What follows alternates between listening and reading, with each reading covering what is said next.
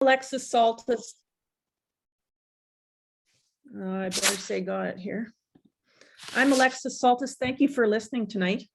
I'm going to talk tonight a little bit about Mary Irene Parlby. Her maiden name was Marriott. She liked to go by, everybody seems to call her Irene, but actually it was Reenie or Irene. And I just tend to think of her as Reenie or Irene in my head, but a lot of folks think it might be somebody else if I just say Irene. I first became acquainted with her through when I was working on my master's at the University of Calgary. I was quite interested in women's groups, especially farm women, because I related to that. And so I was reading about the UFA, the United Farmers of Alberta, and then of course the women's faction, the United Farm Women of Alberta. And for a couple of reasons, I guess Irene stuck out to me. Mrs. Parlby was a quite an exciting character. She had many different aspects to her personality, and she's very British. And I just connected with her. So I wanted to show, I guess, and I'll kind of lead this through in a narrative way so that I kind of build a story. Mark, could you show us the first picture? This is one of the photos that's quite commonly shown of her. She liked to dress. She was very practical. So this is an early picture of her in her early days of organizing. She was quite a good looking lady. You'll see there, she's got a nice proper white top. She probably had it ironed. Very good looking lady. Can you show us the second picture, Mark? The second picture, there it is. That's kind of more her typical. This is later in life. I'm thinking 30-ish, 1930s perhaps. She liked to dress in black and white, as I mentioned, and the reason was that she could mix and match. She would wear more of the black in winter, and of course more of the white in the warmer summer months. But it was practical, right? She could mix and match. Okay, so I'll talk. Thank you, Mark. I'll talk a little bit about her. But first I want to credit Gerald Parlby for the pictures that I have to show you. I went and met with, now Gerald Parlby is a grandson, and I went to meet him a number of years ago, and he kindly gave me these photos. And some of the photos that I'm showing are seen elsewhere in other publications. And then there's a few here that have not been shown before. So that's kind of nice. Her life experiences were unique. So she was born in London, England, on January 9th of 1868. And it was in the home of her paternal grandfather, Charles Marriott.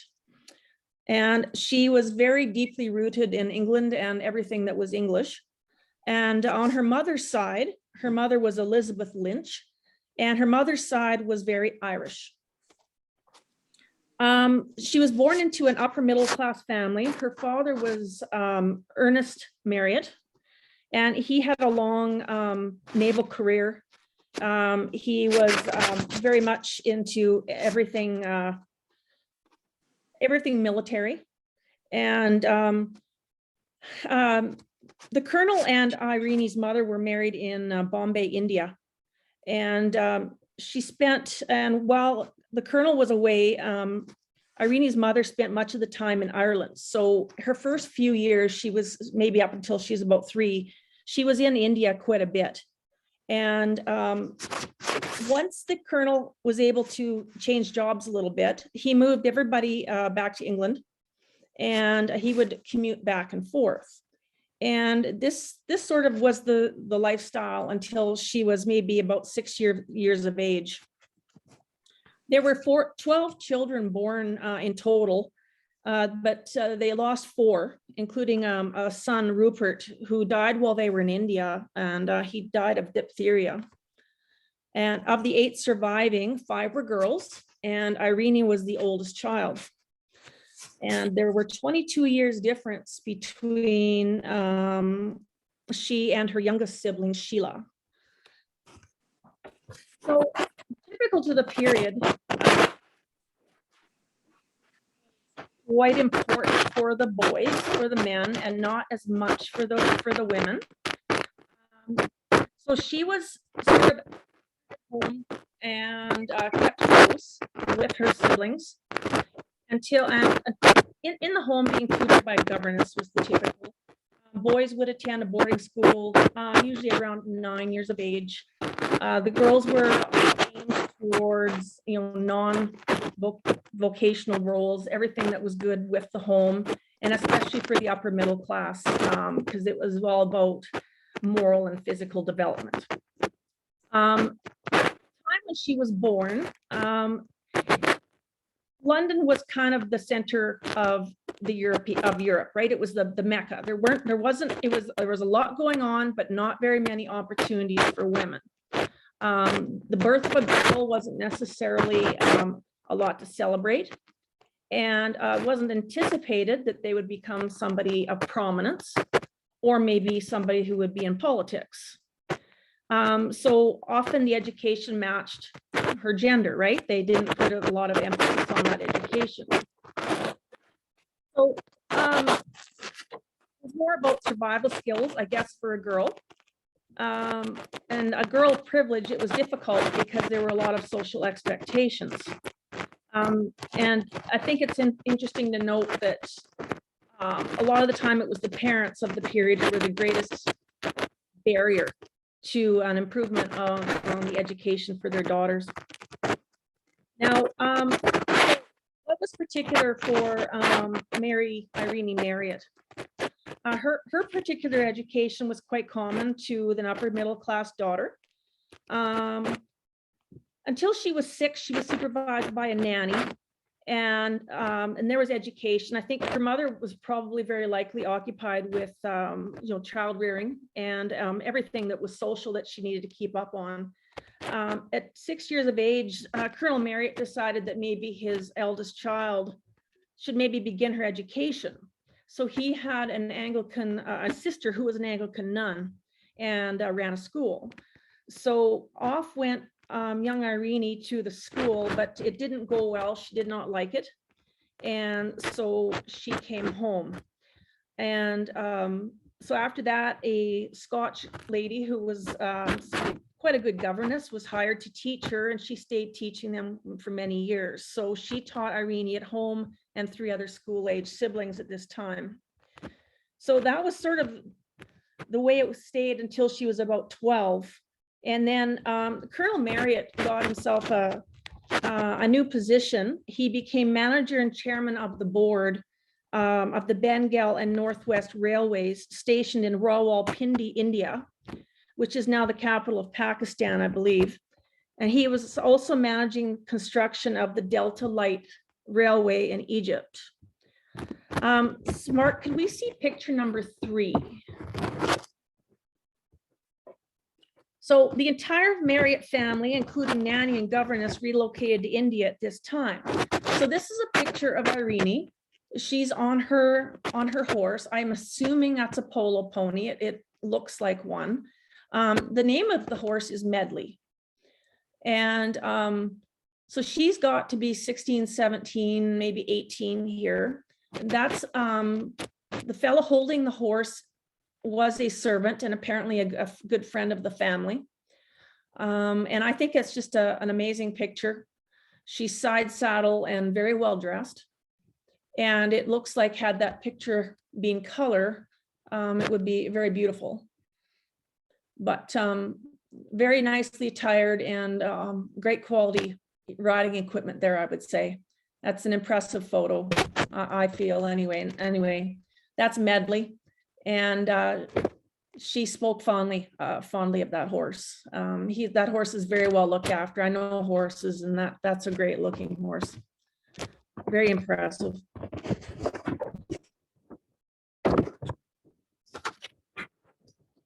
So at this time in India, this is kind of a pivotal point. So while in India, there were other families who were of the military. And so there were two sisters about Irene's age who came to be educated with the Marriott children and their governess. And the girls were Alex and Amy Bing Hall. And Alex Hall eventually married a fellow here named Charles Westhead. And in the 1890s, moved with him to what was then the Canadian Northwest Territories, right before we became a province of Alberta. So, but we'll fill that part in here a little bit more. But that was quite a pivotal moment there when she met the Bing Hall sisters. In India was quite a period of her education. She seemed to really thrive on the new experiences that I gather were almost daily. She referred to India as a fairy story land. And when at 16 years of age, the father returned the entire family back to London, she claims she found life very dull. They were living in the English countryside, and she ultimately made a trip to visit the Bing Hall sisters, who were in Germany. And she traveled with them to Germany and through Switzerland. And this was quite unique. She was there for a number of months. She took apparently a lot of music lessons and enjoyed the travel. So, I mean, she was educated by the governess, but also had all this non-formal type of education. And I think during the time, she was actually becoming fairly well educated. She was gaining quite a worldliness. And later in life, she had a number of favorite quotes because she was well read, but one of them was a quote from Ulysses, which in part says, "I am a part of all that I have met." And she was quite right? I mean, as you go through life, you are gathering things that become who you are.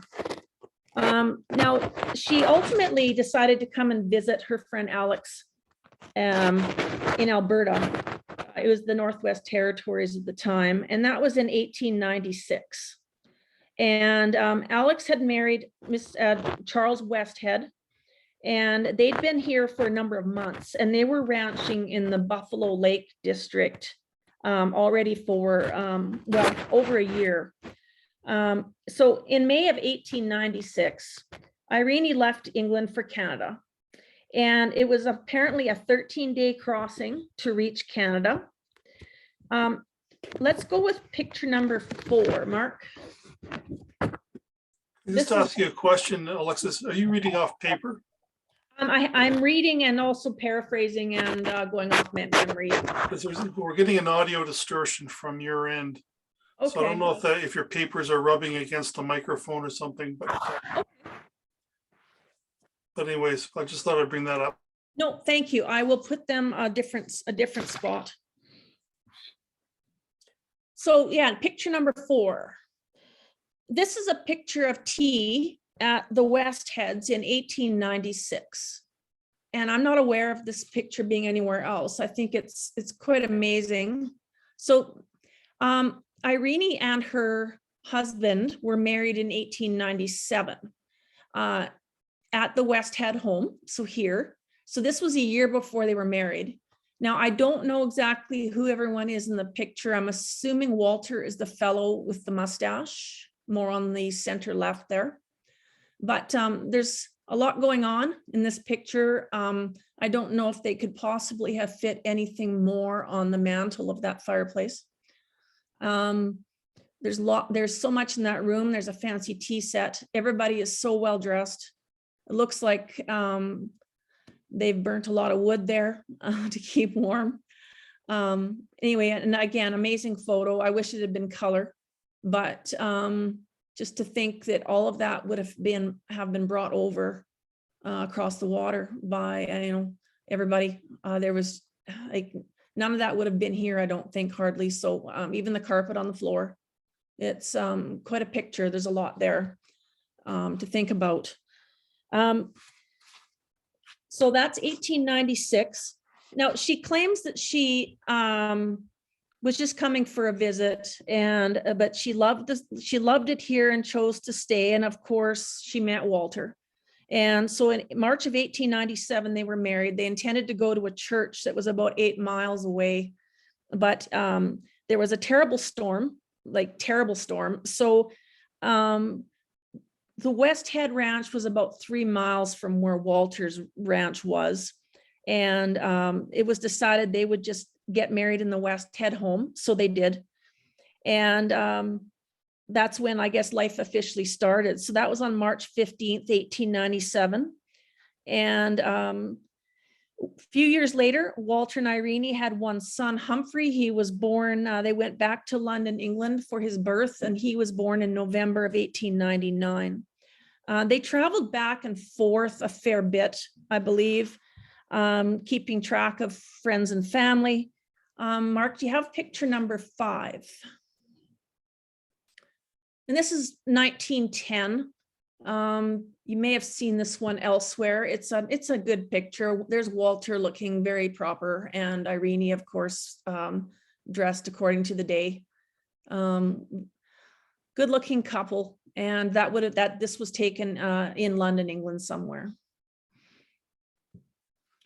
So we have a new lifestyle for Irene now Parlby. It was very unfamiliar. You know, she never had to cook for herself before, and never mind drive a wagon of horses. So she learned to cook. Apparently Walter was a great teacher. Now, a little bit about Walter. Walter was, he was an Oxford educated British born fellow, son of Reverend J. Hall Parlby of Manadon, Devonshire, England. So, and he and his brother Edward came here very early, and they lived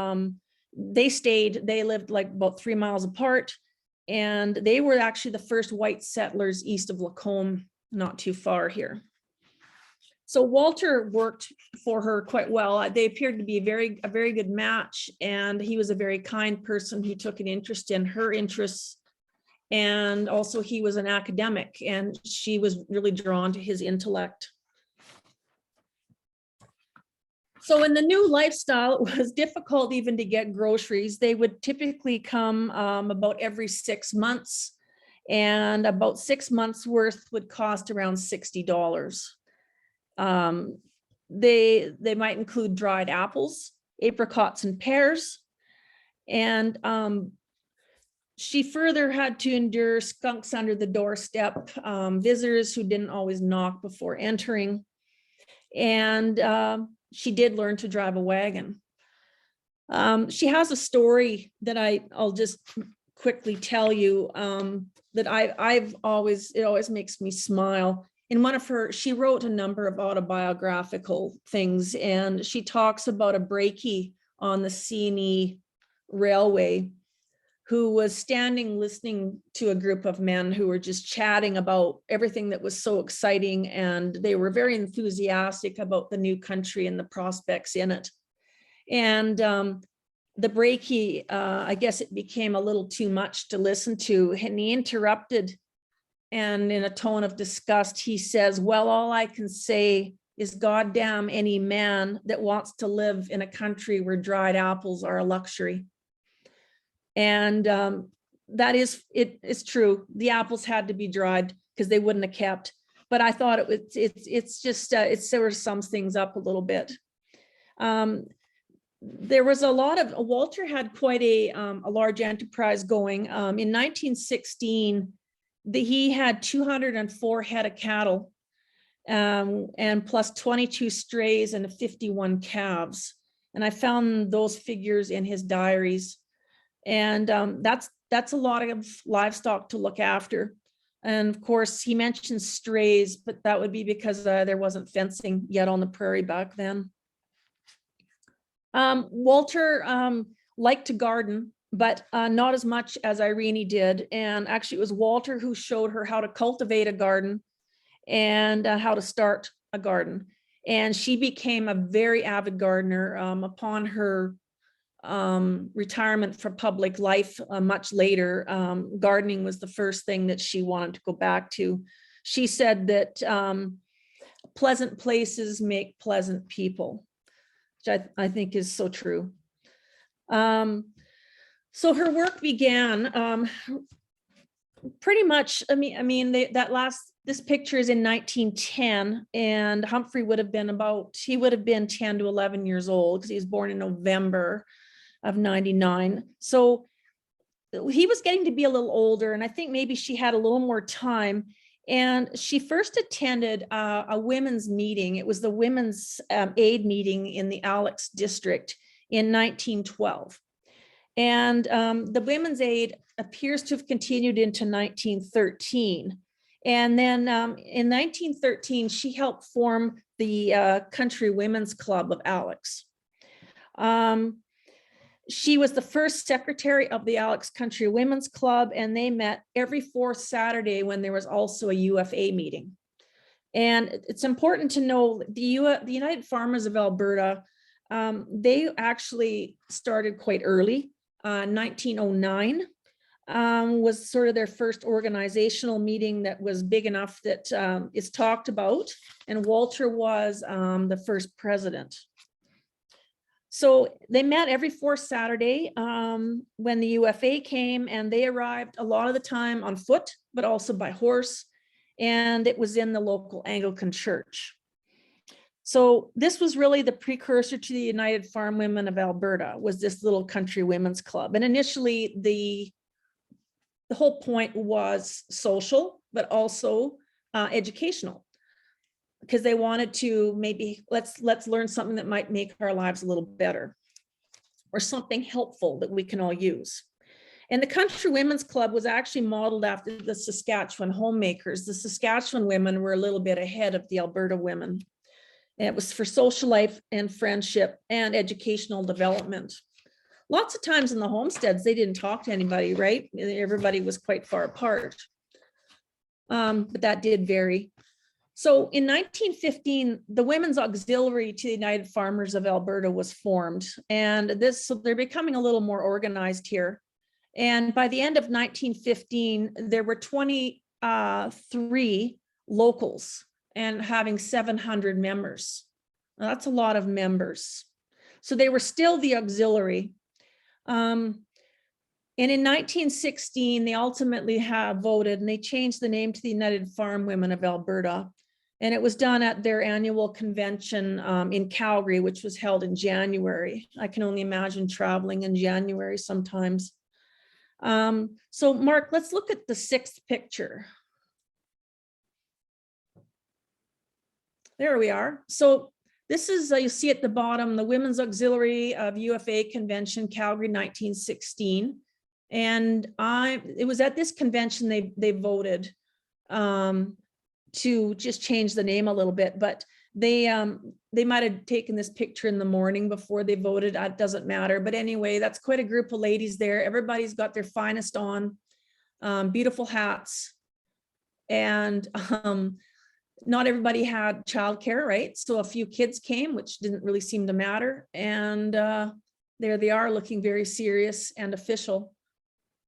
And I do believe I see her in there, sort of third row up on the left. I think she's looking off to her right. But there they are in 1916, and that's Calgary. So the initial intent or focus was educational, and this endured.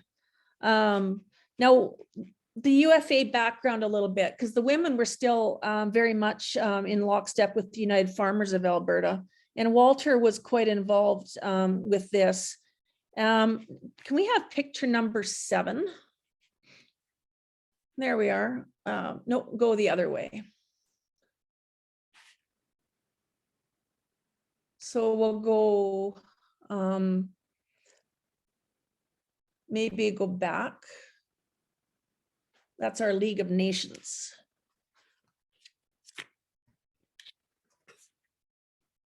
Is there a picture there of just Walter?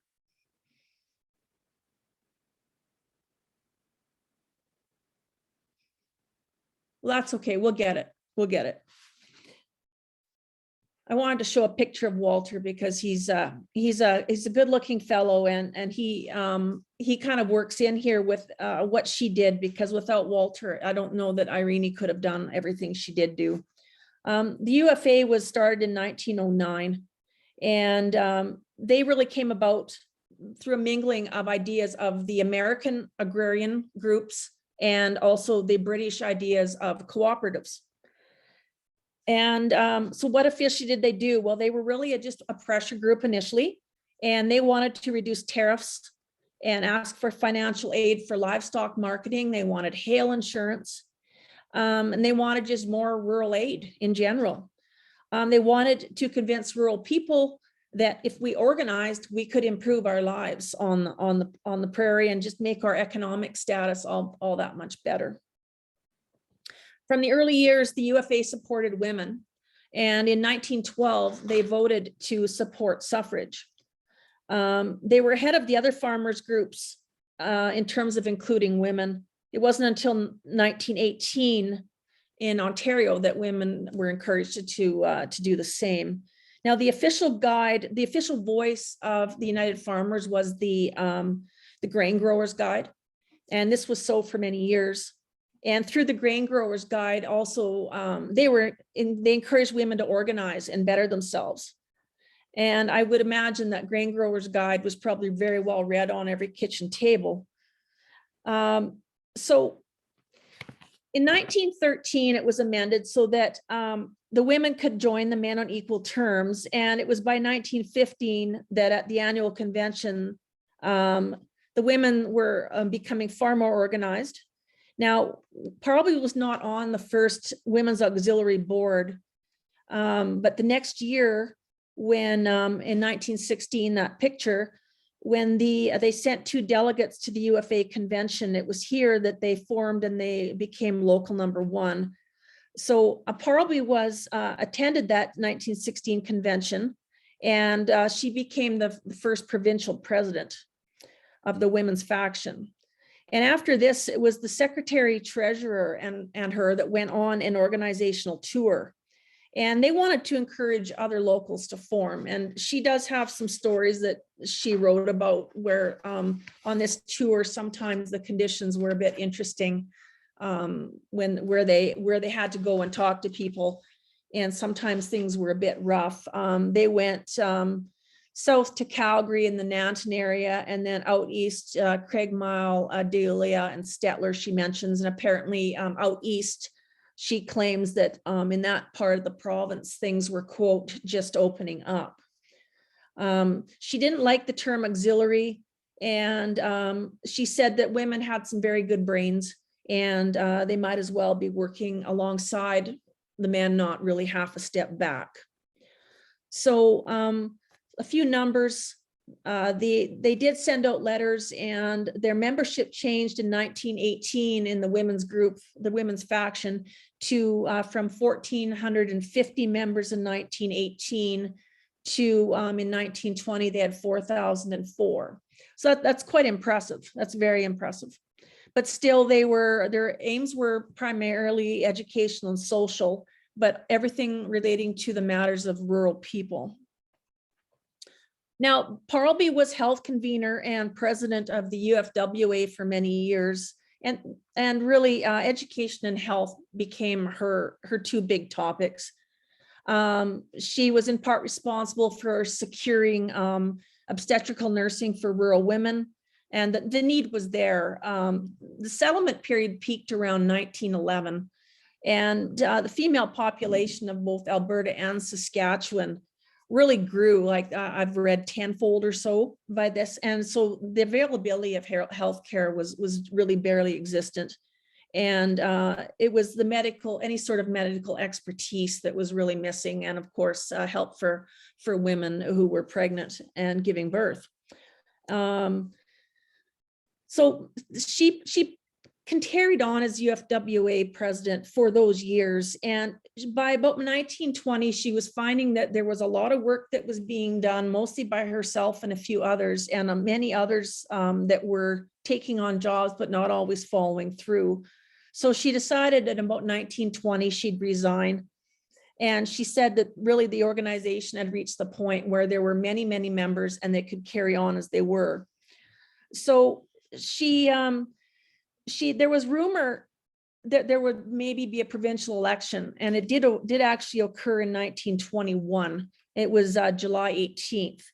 And she was initially quite opposed to being political. And she thought that they could do just fine as a rural pressure group.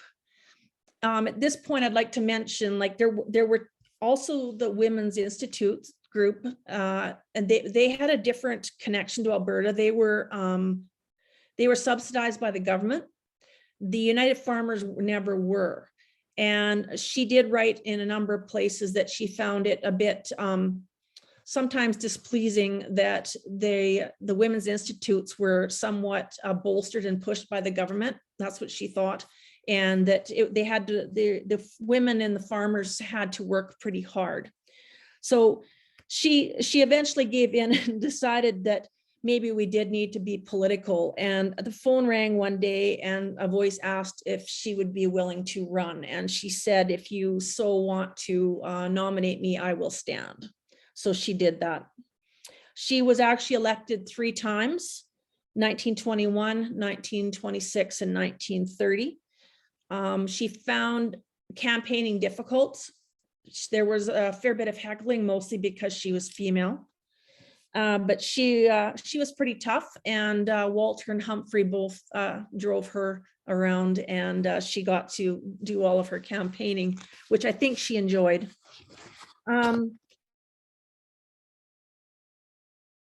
A lot of folks thought that perhaps she would become Minister of Health or Education.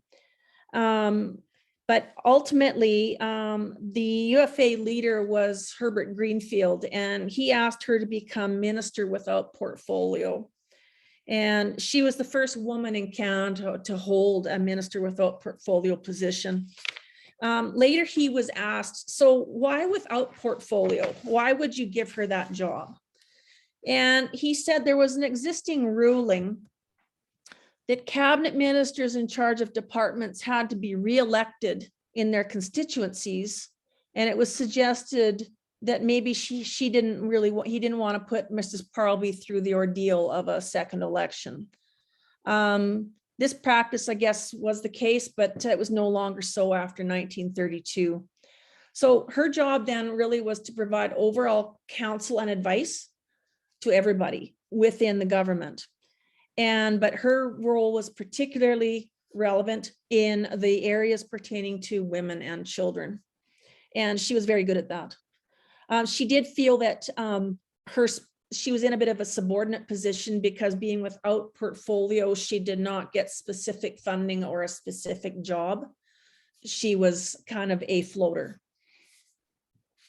But she was a spokesperson for women's concerns, and including property rights, minimum wage for women, child welfare, and ultimately the United Farm Women Farmers Government passed 18 acts that positively affected women and children during their term. Now, the UFWA always endorsed her, and she remained very close with the United Farm Women. That was her home group still. So a few of the big points, like she did so many things, and it's very hard to narrow down, but she felt that the big difference between the United Farm Women and the Women's Institutes was that the Women's Institutes were far more about housekeeping, and they didn't really fulfill the intellectual needs. When she was a go-getter, I would call her, as the Country Women's Club leader, she organized a drive to establish a library. So what she did was she put an ad in the London Spectator magazine, or it was a newspaper, I believe, and she said that they needed some books. So she asked for donations, and she said, would you send us some crumbs? And they got books from all over, including South Africa and Japan, and of course, England. And they did very well. And then Walter and Irene donated the first books, because they were always bringing books over, and friends were sending books to them. They were great readers, but there was no television, right? So reading is good. She ultimately, we talked about this at the beginning. There was the U of A Extension Department, and she spoke very highly of the relationship that she and the farmers had with that institution. Education was going to the rural resident once they established that relationship. She said that she felt the U of A Extension Department had, if one of the greatest, if not the greatest, effect on rural education.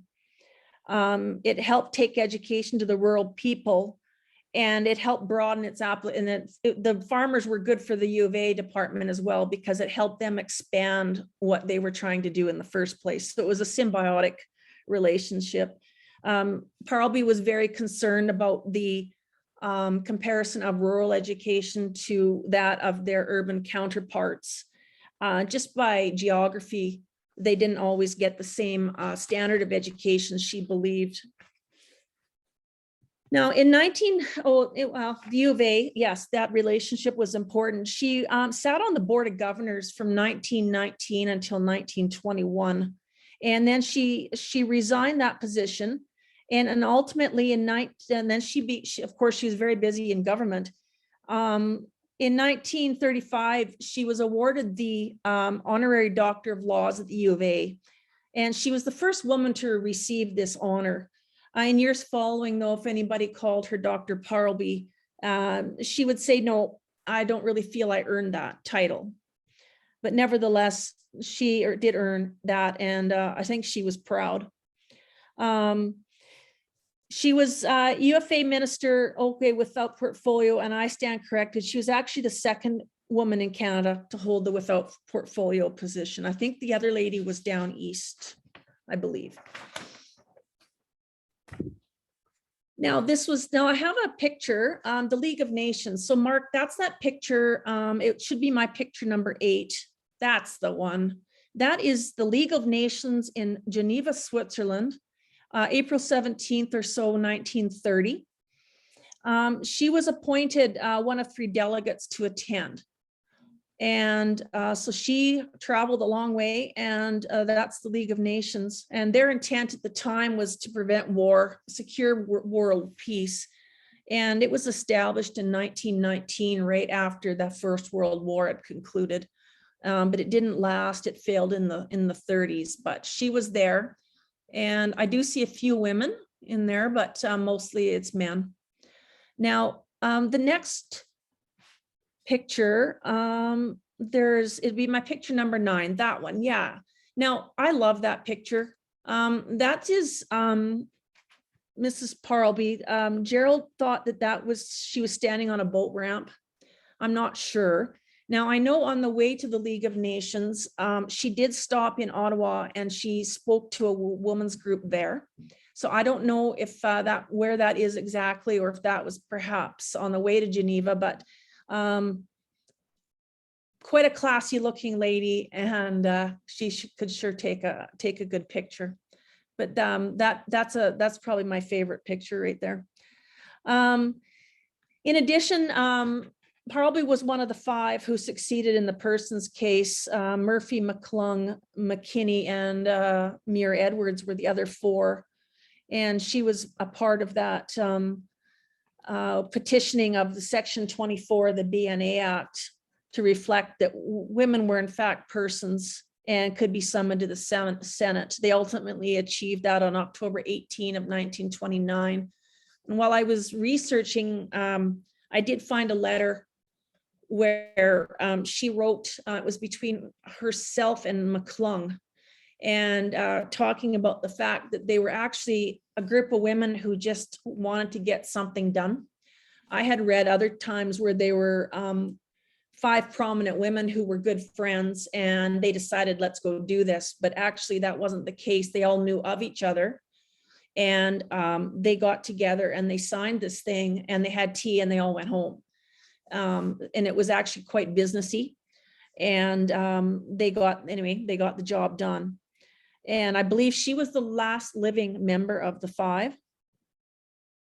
She retired from public life in 1935. She still liked to write articles. She was a writer. And that was even encouraged, like her father, Colonel Marriott, who was such an influence. He encouraged her to write, but he told her that she wouldn't really make anything at it and suggested medicine. And she said, no, I don't think medicine. I would like to write. And he said, no, I don't think that'll work. But she did continue with writing, and she did speak on the radio a bit, but mostly what she wanted to do was garden, and she did a lot of gardening. But I think some people like the Parlbys, both Walter and Irene, really opened up the prairies, and they set a standard. She attributed the successes of the rural women's organizations with their ability to enlighten the public about things that are going on in the day. And when you think about when she was married in 1897, and by 1911, they say the population was just a burst, right? It had grown so many-fold. I mean, the changes were constant during the period that she was here. And I think she probably had a fair bit of personal confidence, giving everything that she had experienced in life. I mean, she'd seen the Taj Mahal on her trips with her father, going through India. And then there she was in Canada, shooing a skunk out from under the front porch. There were a couple of people that were very important, and one of them was Walter. Walter was kind of funny. Let's go to the picture number 10. That'll be a car standing. There we are. That's standing beside the car. Notice the Chevrolet emblem in the center there of the nose. Looks like the gas cap above it. Now, I'm pretty sure I've been trying to figure out that car out. Now, in July of 1926, the Parlbys bought a new Chev sedan. They paid $1,100 for it. And this picture apparently was taken in 28. So I'm thinking that could be the car. But Walter was a bit funny. He didn't really care for cars. He preferred a horse. Well, Walter was a polo player, and they did a lot of things on the prairie that were all about horses. They even took a number of horses in 1905 when they were celebrating, the birth of the province of Alberta, and they played polo. And anyway, Walter was pretty adamant they didn't need a car, but they ultimately bought this car. But the first person to get the car in the family was Edward, his brother. And so Walter wrote a limerick, and I'll read it. And Edward's ranch was called Long Valley.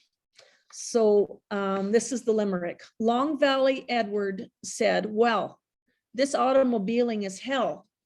I've exceeded the limit by 10 miles a minute and poisoned myself with the smell. Walter didn't really care for the car. Anyway, their first car was actually in 1916. It was a 490 Chev. But this one, it looks like, was quite an upgrade, and it's a beautiful car. Walter was her number one supporter, and I think that she bounced pretty much every idea off of him, and she regarded his Oxford standards as her authority. He proofed her speeches. He drove her around. He didn't like driving a lot, but he did it. Interestingly, I did find where Irene did get a driver's license, but she still wouldn't drive. She just didn't want to drive. Walter always escorted her to Edmonton for the opening of the house during her term as the MLA for Lacombe, because she was always MLA for Lacombe. Now, there was a very important lady in her life that she wrote many, many letters back and forth with, and that was Violet McNaughton. And I feel that people like Walter and Violet, and I think too the father, Colonel Marriott, really were a part of her support network that helped her be who she was and who she wanted to be. And Violet was a leader in the Saskatchewan Farm Women's Organization, the grain growers. And she was a bit younger than Mrs. Parlby, but she also came from England, and they had a lot of things really in common. She was a sounding board and a voice. And I did get, when I was researching, the letters that came from the University of Saskatchewan where they're held. And there's some really good stuff in those letters. She spoke very honestly and quite straightforward to back and forth with Violet. And it really helped me to understand a little bit more who she was. But I think Colonel Marriott too was ahead of his time. He did encourage her to learn things. He took his daughter places, and he didn't just tell her to stay home and go find a husband. And Colonel Marriott ultimately moved with Mrs. Marriott here to Alberta. And in his later years, I know that they really had a good life here after he retired. Also, Henry Wisewood, she credited with really being good to her. He was UFA president when she was elected in the Women's Auxiliary, and he was kind and encouraging. And she spoke about him later in life, saying that really he didn't tell her to sit back because she was a woman. Although Parlby said that she does recall going to a meeting, and one of the men was overheard whispering to a fellow beside him, good God, where is the fire escape? I guess that they didn't really know if women should be there. However, she didn't, Mrs. Parlby didn't really care, and she just carried on. But Mr. Wisewood later in his years was quoted as saying that when the English are at their very best, you can't beat them. And Mrs. Parlby is English at its very best. She definitely crossed, or at least blurred, the gender boundaries. Within the UFA, it was a very much a friendly organization overall for her. So that, now I must have another picture. Let's see here. Yes. Now that lovely picture, that's the last one I have. Now this is a group of the IODE, so the Imperial Order of the Daughters of the Empire. Now, she wasn't a member, although I understand her daughter-in-law, B, was, but probably women in the district who she was good friends with. And that's Irene sitting there on the far left in the darker colored dress, and very much later in life. And those ladies look like they've had a very good time. The lady on the far right is holding a cat, I see. Everybody looks happy, and I suspect much good conversation that day. Again, it's too bad it's not color. That could be a very pretty picture, sitting outside somebody's home on a summer day. She, Mrs. Parlby, she was very elderly when she died. She was 97, and she did say that it was very hard being so old because a lot of people that you knew were gone. And Walter passed in 1952. And so she was without him for a long time, and she did lament often that she missed Walter. They were really the best of friends, and they were a great match. Does anybody have any questions or comments? I hope I didn't go too fast. There is so much to say about Irene Parlby. I very much enjoyed this because I did go out to see her house. And good. I also went to Haunted Lake, where her dad, Colonel Marriott, built this beautiful home. It was a mansion, really. And unfortunately, it burned down later on. It did. It did. Can you tell us something more about that? Because it was one of the things I enjoyed going out to the lake. Michael Daw told me that a lot of the neighbors at the time were quite amazed by this humongous house that was being built, and a lot of the locals called it Marriott's Folly. Right. They really thought it was quite over the top, but Colonel Marriott very carefully designed it, I guess, and there were a number of fireplaces to keep it warm. It could be quite cold. Yeah, I've seen pictures of it, but it was quite ornate, I guess, inside and out. She was, or he was, his family was a friend of Mrs. Cormack. Barbara Billy Cormack. Right. Yes. Mm-hmm. Yeah. No, it's she's really it's good. really a great story. So I'm glad that you gave this presentation. There was many things that I'm interested in, and you Um, filled them. You did a good job. Thank you. It's very hard to narrow up something about somebody like her, because she was such a personality, as well as a real go-getter and somebody who really got things done. I just love that I've always admired that she was somebody who just went forth. And she did have frustrations, but she'd write a letter to Violet, or she talked to Walter about it. And that was good, right? And she did quit a couple times, but went back to it. And then when she retired, she was okay with that. She was happy. She must have. Go ahead, Robert. No, you go ahead and finish, Annette. Oh, I was wondering if you found any information about her being with her dad at that haunted lake. It's such a great story, that haunted lake, where the natives had gone in and fallen into the lake. And now when you hear the wind and the cracking of the ice, that's supposed to be these hunters coming up. And so it was just intriguing. And I imagined her going and being in this mansion. And I also imagined pioneers who must have come across this big mansion. Here they are coming to a wild country. And he was there in 1896, if I got my figures right. So in that time, when pioneers were coming to Alberta, they must have been shocked. Yeah. I think, see, what were the alternatives for her if she'd stayed in England, right? And I think it was a great opportunity to come out here, and there weren't really any social constraints. She could find her way, figure out something to do. She had Walter. I mean, he was quite an intellect.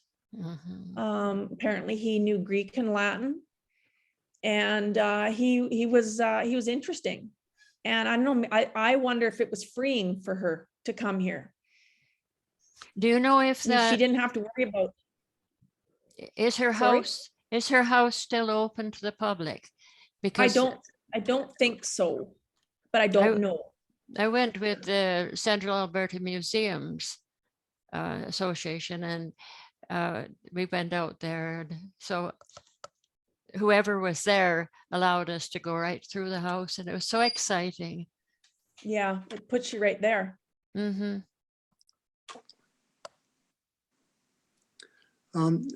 Alexis, I'm Dr. Lampard, and Hi. first off, thank you very much. We meet now for the first time. Yes.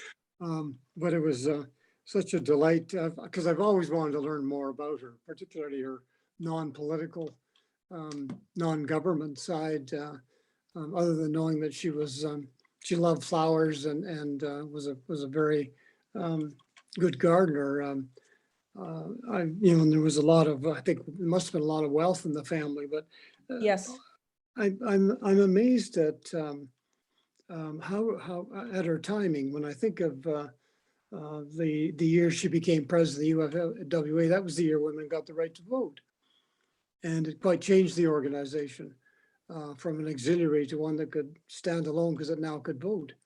And in terms of timing, I thought, I don't know who picked it, but that was one of her first major moves. And then her decision to become a cabinet minister and then suffer from the, you can't run a department, but you can be a minister syndrome. One of her, I think her other foci, although certainly education, but it was health, as you mentioned, her health and children. But as far as I can tell, she's the first person in Canada to say health is a right. And she gave that in, I think, a presentation in either 1918 or 1919.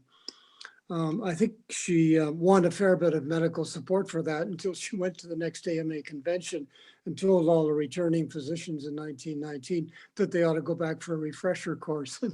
They didn't really think that a woman with no MD had any right to tell them. I think she divided her audience a bit. Well, I the- think, I don't know if she had a filter sometimes, right? Like she just Yeah. would say it. Oh, Yeah. I loved it because, Yeah. quite frankly, she's quite right. Because the medical profession was giving away huge credits that, and in the Second World War, to people who were in the services. Like you could get a fellowship in the Second World War just because of the years you put in the army without having to, learn and study and pass exams. Mhm. So I think in the terms of the long run, she was quite right on that point too. The Violet McNaughton reference is interesting because I think Violet went on to become a strong proponent of the CCF. And that goes to the root of the division of the CCF and the UFA in 1932 and 33, with the strong will UFAers not wanting to join the CCF. The association did, but the government refused. And she stayed on the side, I guess, of the government, but obviously continued her communication with Violet McNaughton. Another Oh, thing I found interesting. they continued forever until about 1962. They wrote Yeah. letters. Really. Yeah. She educationally, I was doing a review of education in Alberta, and I found that she apparently went to Denmark in 1924 to learn about the Dalton program, which is, what we're still trying to do, which is a person-centered or an individually centered education program for students. Or the UFA turfed it out because it was so expensive. But she quite strongly supported both the concept and trying it. And there was a trial of it in Edmonton, but she crops up there as a very significant person in its evolution. But at the principle level, not necessarily at the pragmatic or policy level, but at the principle level. And the idealism, I think she ended up idealistically, she was appointed to the Hoadley Commission, which is the first program in the commission, I guess, in the country to recommend government subsidized health insurance at that time, particularly to pay for women and children who couldn't afford to pay into such a program. That's after she'd been instrumental in designing the Municipal Hospital Act back in Lloydminster in 1919. And although the people in Saskatchewan take all the credit, it was actually more successful in Alberta. And one of the reasons that the Saskatchewan people voted in Douglas was so that they could get more money for hospital beds to catch up to Alberta, because they were quite a ways behind. But she acknowledged that her support of that Hoadley Commission recommendation, which has led to the program we have now, because they recommended the program include doctors in hospitals, and that's what we have now. We spent a lot of time coming around to it, but that was the original proposal for it, which she strongly supported. So I've just found her a remarkable lady from the point of view of principles and ideas, which she was so far ahead of her time. And we've, I guess, with the passage of time, have forgotten just how instrumental some of the early people were, particularly the original women like her who got involved in politics, but were so principled. Yes. Very forward thinking. Was I to understand, Robert, that she was, you said the original proposal for, was it our Alberta healthcare or similar?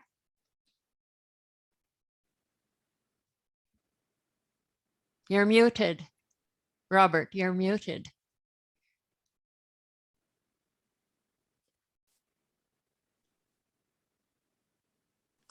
I'm muted now. I don't know how that happened. There we go. Oh, my mistake. Sorry. Yeah, I'm back in line. Yeah, she was the first person that I know of in Canada to say healthcare was a right.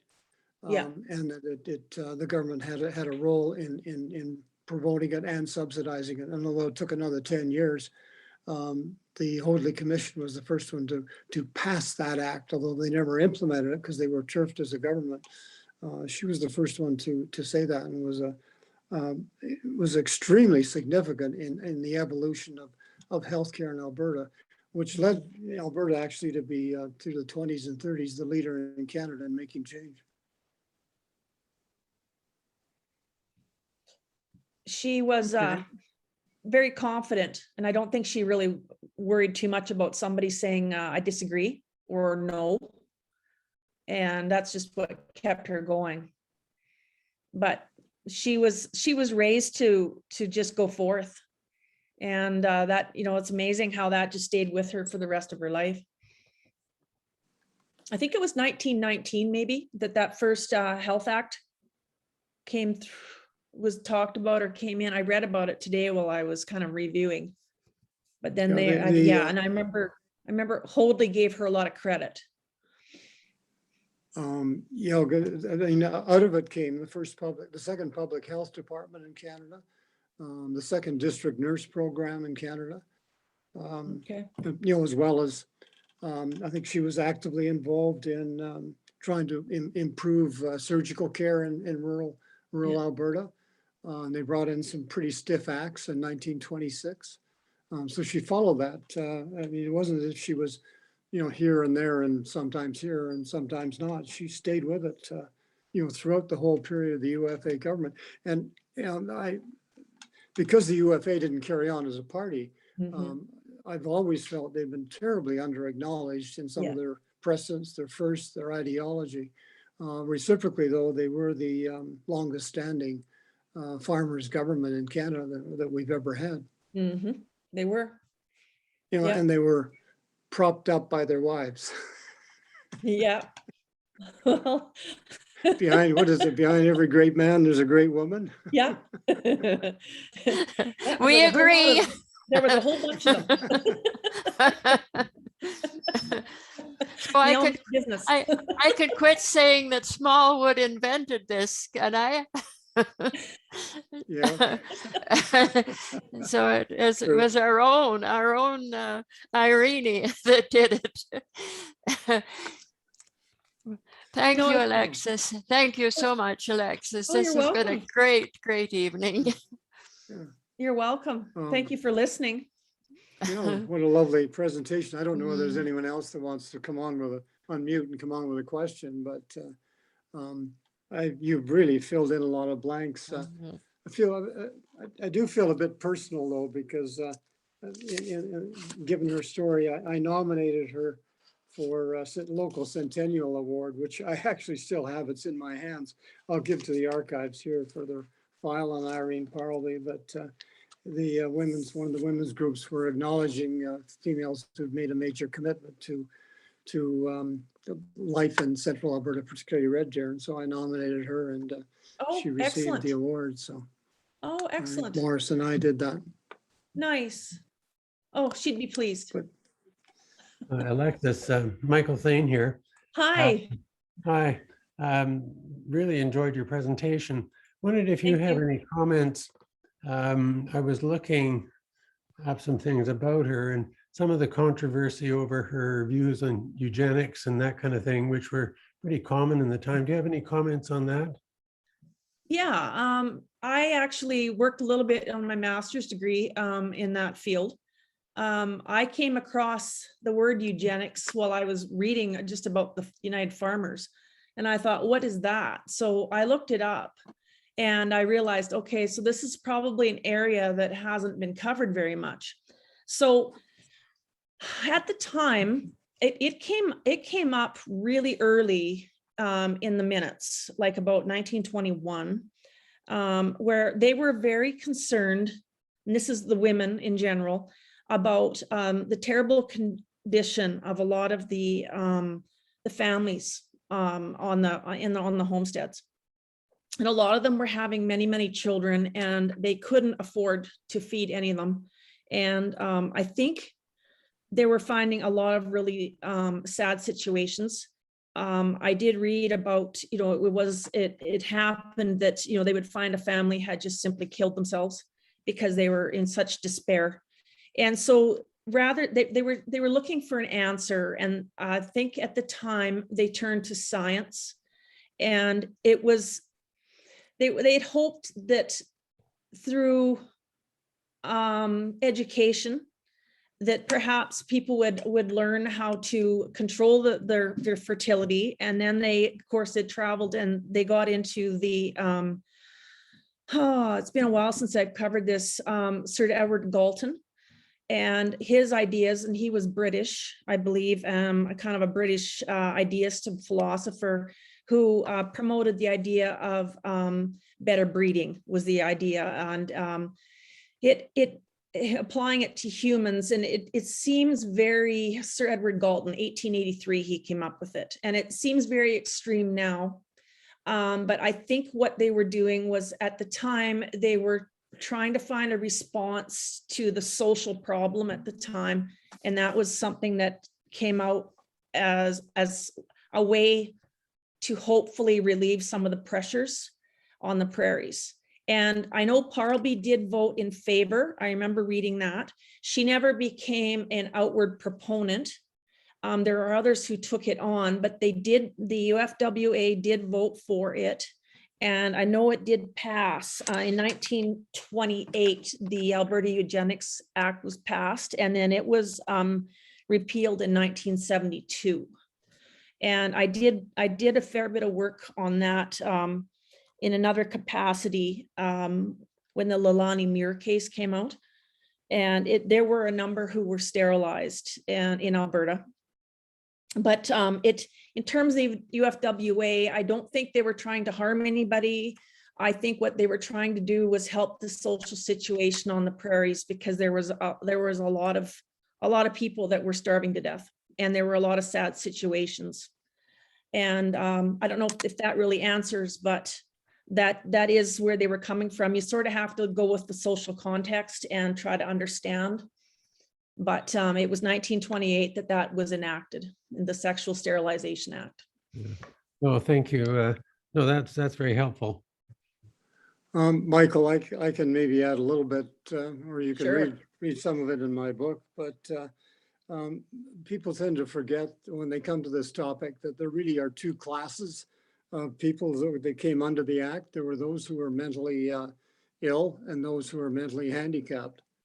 And you can, depending on how you want to count it, you can come up with some interesting numbers, but most people don't separate the two. Yeah.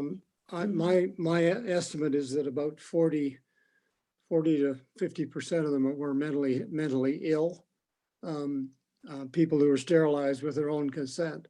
And that isn't a fact that's highlighted very much. And if you read through the writings of the five persons, I'm forgetting who the author was. Was it McKinney? The one who wrote quite a few books. From Yes. Manitoba. But she tells the story of a husband who was in Ponoka, mentally ill, and every time they would give him a vacation home, she would get pregnant. And after 5 kids, she'd had enough. And the author of which one of the 5 persons it is tells that story about how desperate some of the women were. So I think that there's tends to be an immediate conclusion that it was the Galton concept that was applied, but actually Galton applied that theoretically anyway, the intelligence curve at the high end by looking at the Dalton and the Wedgwood families, and then with a family genealogy tree writing them out. But that was based on addressing people who had what he called genius IQs. And it was others who came along afterwards and said, well, if that's true of the top end of the curve, then it's true of the bottom end of the curve. And that's roughly how it evolved in the turn of the century, or the turn of the 1900s. Anyway, you can read a lot more about it in that book that I wrote, Michael. And if you need a copy, I have a few extras still for sale. Thanks for the opportunity to be a salesman too, Alexis. Anyway, I have some sensitivities about that topic, Yeah. having been the It's a big medical director topic. and missioner for 26 years, and being the government official in that Leilani Muir case. I Okay. could say What's quite a the- few things about it. Okay. Anyway, What's the title won't- of your book? The Yeah. title of your book, please. Alberta's medical history, Okay. young and lusty and full of life. Or you can look it up on my website, which is just robertlampard.ca. And there's 2 articles in there. Anyway, there's a couple of articles in there. But if you read it, you'll be, I think, one of the few. I doubt it. I think it'll be a good book. It's been around for a while. I haven't done a second printing, by the way. Has Well, Erin we're got her printing it the hand first up time. here to ask a question? What else? Is there somebody else? I Looks only like- have me on the screen. Looks like Erin has a hand up. I can't tell. Yeah.